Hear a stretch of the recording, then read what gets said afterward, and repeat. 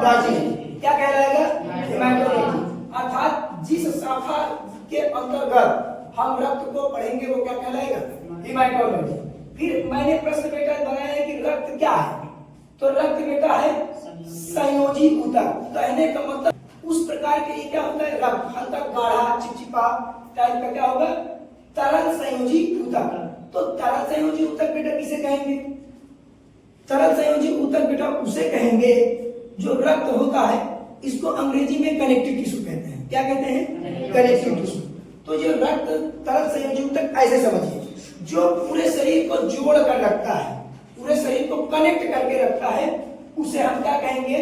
संयोजी ऊतक कहेंगे। क्या कहेंगे बेटा? संयोजी ऊतक। तो आपसे अगर पूछा जाएगा कि रक्त क्या है, तो तरल संयोजी ऊतक के रखता है या जोड़ के रखता है। फिर देखिए रक्त का रंग कैसा होता है बेटा? लाल होता है।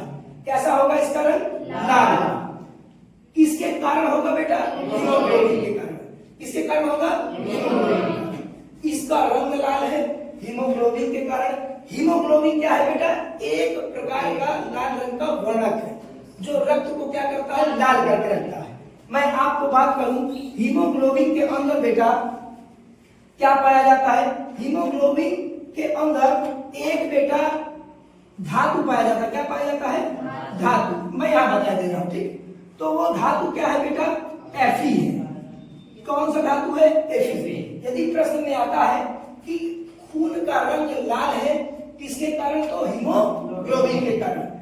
अगर पूछता है कि हीमोग्लोबिन के अंदर ऐसा कौन सा धातु पाया जाता है, यह प्रश्न उठाता है कि मानव शरीर में पाई जाने वाली धातु कौन सी है, तो Fe है, जिसको आयरन कहते हैं अर्थात लोहा कहते हैं। तो देखिएगा कि Fe के अंदर क्या पाया गया? लोहा। तो अब देखिए इसके अंदर लोहा पाया गया, तो बेटा अगर प्रश्न आता है कि मानव शरीर में कहां पास न्यूक्लियस नहीं उपस्थित होता है, कहने का मतलब केंद्रक नहीं पाया जाता है, तो किसमें नहीं पाया जाएगा बेटा? हीमोग्लोबिन। क्यों नहीं पाया जाएगा? आप जानते हैं किसमें क्या पाया जाता है? धातु अर्थात आयरन। तो इस कारण से हीमोग्लोबिन ही एक ऐसा भाग होगा जिसमें न्यूक्लियस अर्थात केंद्रक नहीं पाया जाएगा।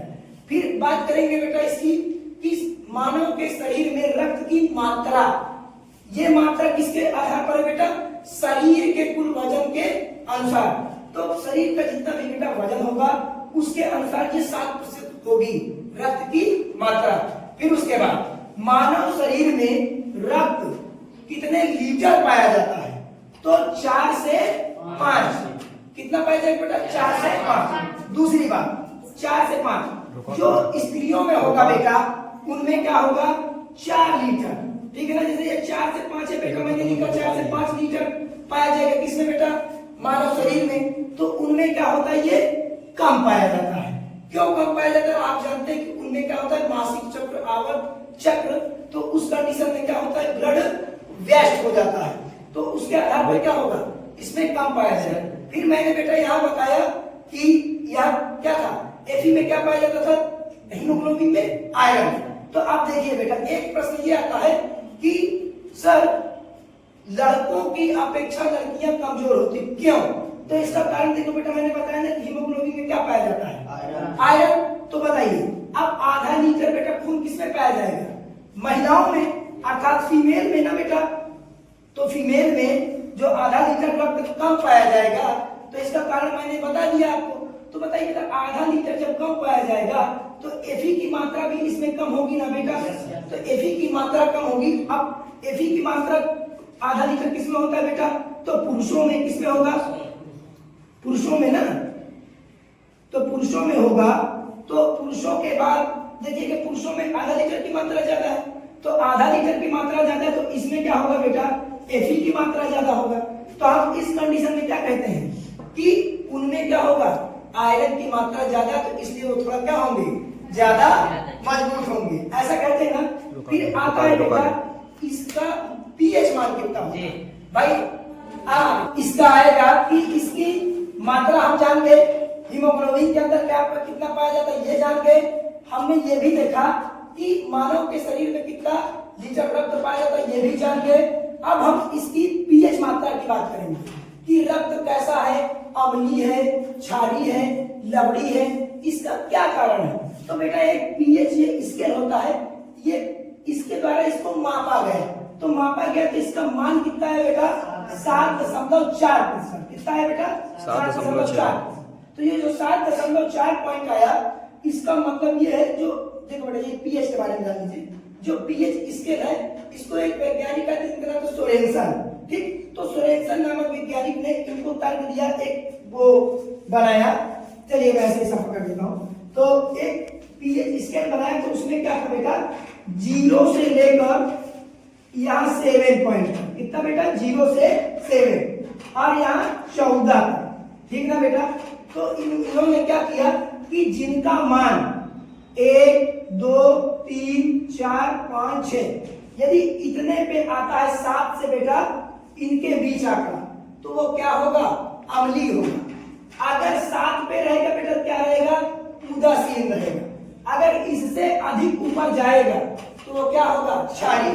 तो देखो बेटा इसका 7.4 है, तो 7.4 इसका मतलब है कि 7 से थोड़ा सा ज्यादा है, तो इसलिए हम कहेंगे कि जो रक्त का पीएच मान होगा वो कितना होगा 7.4, अर्थात रक्त कैसा है बेटा, तो ये कैसा होगा क्षारीय।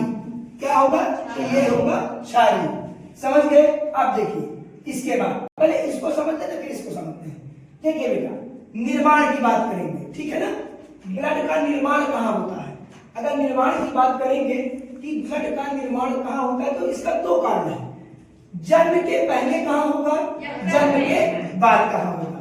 तो देखिए जब शिशु माँ के गर्भ में होता है, ठीक ना बेटा, जब शिशु माँ के गर्भ में होगा तो ब्लड का निर्माण किसमें होगा बेटा यकृत में, ठीक है ना।